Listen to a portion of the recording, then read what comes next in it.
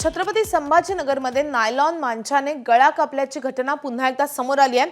Central नाका परिसरामध्ये 3 वर्षीय बालकाचा गळा नायलॉन मांजाने कापल्याची धक्कादायक घटना घडली आहे। सातारा परिसरामधल्या खंडोबाच्या दर्शनासाठी आईवडिलांसोबत दुचाकीवरून निघालेल्या स्वरांश संजीव जाधव या चिमुकल्याच्या गळ्याला मांजा अडकताच गंभीर रक्तस्राव झालाय।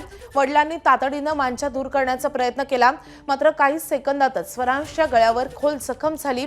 एमजीएम रुग्णालयामध्ये त्याला तातडीने दाखल करून त्याच्यावर शस्त्रक्रियाही करण्यात आली आहे। डॉक्टरांनी 20 पेक्षा जास्त टाके दिले असून सध्या त्याच्यावर आयसीयू मध्ये उपचार सुरू आहेत।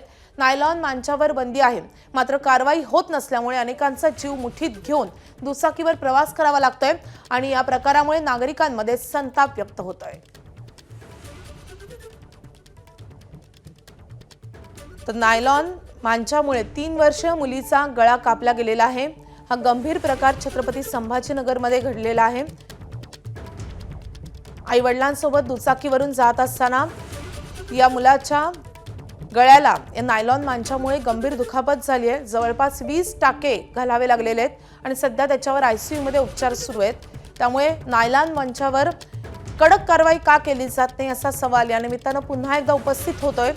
आता खरं तर संक्रांतीचे दिवस येतील आणि त्यामुळे या सगळ्या गोष्टींमध्ये आणखीनच वाढ होऊ शकते आणि त्यामुळे आता प्रशासन या संदर्भात काही कडक कारवाई करतंय काय पाहणं महत्त्वाचं असेल।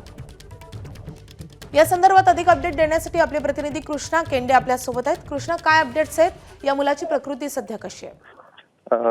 या सदरील मुलावर आयसीयू मध्ये उपचार सुरू आहेत, मात्र अत्यंत गंभीर घटना आहे, कारण की नायलॉनचा मांजा ज्याला बंदी आहे, पोलीस वेगवेगळ्या ठिकाणी जाऊन धाडी टाकतात, मात्र तरी देखील हा नायलॉनचा मांजा छुप्या पद्धतीने विक्री केला जातो आणि त्यामुळे 3 वर्षाच्या चिमुकलीच्या जीवावर बेतता बेतता या ठिकाणी हे वाचलंय असं आपल्याला म्हणावं लागेल। कारण की मोटरसायकलवर हे चिमुकला जो आहे पुढे बसलेला होता आणि अचानक समोरून मांजा त्याच्या गळ्याभोवती आवळला गेला आणि रक्तस्राव व्हायला लागला। त्यावेळी लक्षात आलं, त्यानंतर रुग्णालयात दाखल केलं। त्यावेळी 20 टाके त्याला पडलेले आहेत, मात्र या घटनेमुळे या चिमुकल्याच्या जीवावर बेतता बेतता वाचले असं आपल्याला म्हणावं लागेल। त्यामुळे आपण पण एबीपी माझाच्या वतीनं आवाहन करूयात की नायलॉनचा मांजा कुणी या ठिकाणी वापरू नये। आपल्या एका चुकीमुळे कुणाच्या तरी जीवावर बेतण्याची शक्यता नाकारता येत नाही। माधवी, अत्यंत धक्कादायक असा हा सगळा प्रकार आहे। कृष्णा, धन्यवाद या सगळ्या सविस्तर माहितीसाठी।